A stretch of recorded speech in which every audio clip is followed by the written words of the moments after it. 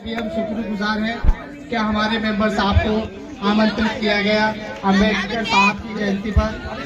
सबसे पहले मैं अम्बेडकर साहब की जयंती पर हम सबको मिलकर बधाई देना चाहता हूं। अम्बेडकर साहब एक महान व्यक्तित्व है। अम्बेडकर साहब ने जो भारत के लिए किया है वो बहुत, अगर जितनी ज्यादा तारीफ की जाए कम ही कम है, क्योंकि जो पहले जमाने की बातें चलती थी अम्बेडकर साहब और जो हम जैसे लोग होते थे, पिछड़े वर्ग के जो लोग होते थे, उनके साथ बहुत छूत का व्यवहार किया जाता था। लेकिन एक अम्बेडकर साहब एक ऐसी हस्ती थी जिन्होंने संघर्ष किया। संघर्ष करने के बाद इस छूत को भी खत्म किया और एक जमाना ऐसा आया, एक वक्त ऐसा आया कि आज जो भारत चलाया जा रहा है, जो प्रशासनिक तौर से चलाया जा रहा है, जितने भी हमारे प्रशासनिक अधिकारी हैं, नेतागण हैं, जितने भी ये लोग हैं, जब सब संविधान के अकॉर्डिंग इस भारत को चला रहे हैं। और ये संविधान हमारे भीमराव अम्बेडकर साहब बाबा जी के द्वारा लिखा गया है।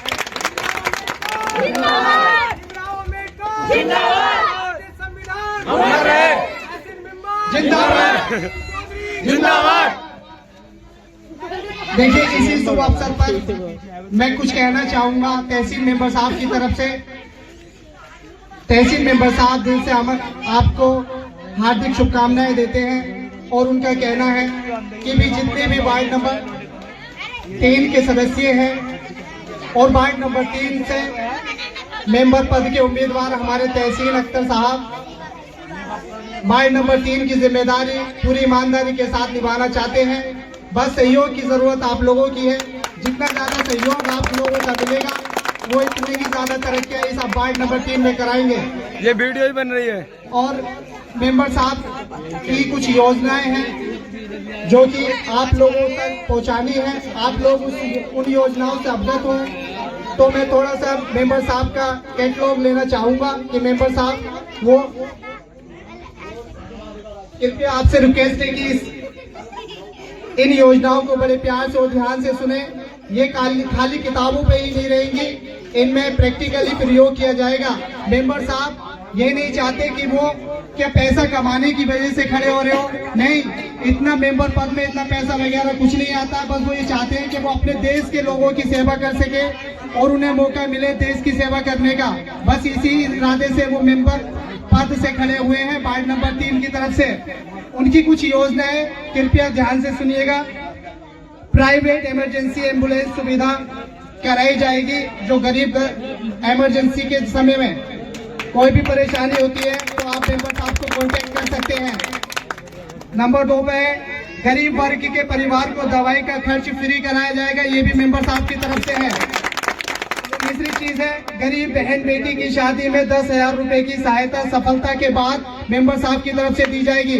ये केवल किताबों पे नहीं रहेगी, इन्हें व्यवहारिक रूप से प्रयोग किया जाएगा। नंबर 4 पर है, बिना किसी कमीशन के कॉलोनी मुहैया कराई जाएगी, क्योंकि आजकल के जितने भी लोग आ रहे हैं, जितने भी अधिकारी लोग होते हैं प्राइवेट सेक्टर के भले हैं, लेकिन वो डिमांड बहुत ज्यादा करते हैं। लेकिन मेंबर साहब का कहना होगा जो भी डिमांड होगी उनकी पूरी ये करेंगे और आपको फ्री मुहैया कॉलोनी कराएंगे। नंबर 5 पर है, जिन बहन बेटी के घर में राशन लाने वालों की कमी है, जहां पर पुरुष नहीं है, केवल महिलाएं रहती है, उस परिवार के राशन कार्ड के द्वारा जो राशन मुहैया कराया जाता है उसकी डिलीवरी भी मेंबर साहब अपनी तरफ से करवाएंगे। नेक्स्ट है, सभी गरीब वर्गों के लिए सरकारी प्रमाण पत्रों का खर्च मेंबर साहब की तरफ से बिल्कुल मुफ्त होगा। अगर कोई भी परेशानी आती है तो मेंबर साहब को कांटेक्ट करें। सभी धार्मिक प्रोग्राम के लिए टेंट का खर्च भी फ्री होगा। सभी धार्मिक प्रोग्राम के लिए टेंट का खर्च भी फ्री होगा। जैसे कि गरीब बहन बेटी की शादी है, अगर गरीब बहन बेटी की शादी है तो उसमें भी टेंट फ्री मुहैया कराया जाएगा मेंबर साहब की तरफ से। गरीब परिवार के 2 बच्चों का स्कूली खर्च में सहयोग करेंगे। लेकिन ये सब योजनाएं तब प्रैक्टिकली आएंगी जब आप लोग मिलकर के सफलता की कुंजी तक आप मेंबर साहब को ले जाएंगे। और दूसरी चीज मैं ये कहना चाहूंगा कि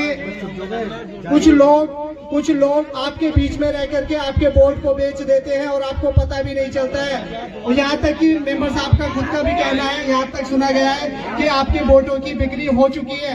लेकिन एक कानूनी अधिकार है, मतदान देने का अधिकार है, इससे सरकारें बदल सकती है, अपना मनचाहा प्रतिनिधि चुन सकते हैं आप लोग। तो आप लोगों से विनम्र निवेदन है कि आप लोग सोच समझ के अपने उम्मीदवार को वोट दें, क्योंकि वोट की कीमत एक प्रत्याशी ही समझ सकता है कि एक वोट की कीमत क्या होती है। एक वोट की कीमत से सरकार बदल सकती है। तो सोच समझकर अपने निर्णय लें कि वोट किसे कह देना है, किसी दूसरे के कहने पे मत देना, क्योंकि ये कानूनी अधिकार है आपका। आप खुद स्वयं निर्णय लें कि आपके लिए कौन उम्मीदवार सही है और कौन गलत है। ऐसा नहीं करना है कि वो हमारे वो कह रहे हैं ऐसा कर, क्या मतलब उनको देना है वोट, क्या किसी और को देना है वोट? नहीं, आप खुद निर्णय कीजिए कि आपके लिए आप कौन सही है कौन गलत है। मैं मेंबर साहब से गुजारिश करूंगा कि 2-4 शब्द तहसील मेंबर साहब के कुछ कहे। जिंदाबाद। लीजिए उनका गर्म जोशी के साथ स्वागत किया जाए। तहसील मेंबर, तहसील मेंबर जिंदाबाद, तहसील मेंबर जिंदाबाद। हमारे वार्ड नंबर 3 का मेंबर कैसा हो? लीजिए मेंबर साहब कुछ कहिए। जय भीम साथियों, भाइयों, जय भीम। आपके बीच में ऐसे लोग आएंगे 4-4 महीने तक अपने घर भी नहीं रहते हैं। ठीक है, मैं ऐसा आदमी हूँ, मेरे 5 भाई हैं, हर वक्त 24 घंटे मेरा मकान भी खुला है, दुकान भी खुली है। मैं भी नहीं होऊंगा तो कोई ना कोई आपके सहयोग में काम आएगा। आज भी कल भी, जीतने के बाद भी और जीतने के बाद बिना जीते भी आपको सहयोग चाहिए मेरा, मुझे आपका सहयोग चाहिए। हमेशा आपके लिए एक वोट की कीमत, मैं वादा करूँ, एक वोट की कीमत खून से भी चुकानी पड़ेगी, चुका के दूंगा मैं। जिंदाबाद। आपकी खिदमत करूंगा, मोहल्ले में रखे बस, ज्यादा कुछ नहीं कहा, मैं इतनी कहा। खाली मुझे यही चाहिए, जो आपके बीच में रहने वाला प्रत्याशी हो उसी को चुनो, अच्छे आदमी चुनो। ये नहीं 4-4 महीने तक आपके बीच में रहने वाला नहीं है लोग। ठीक है ना? ताली बजाओ भाई।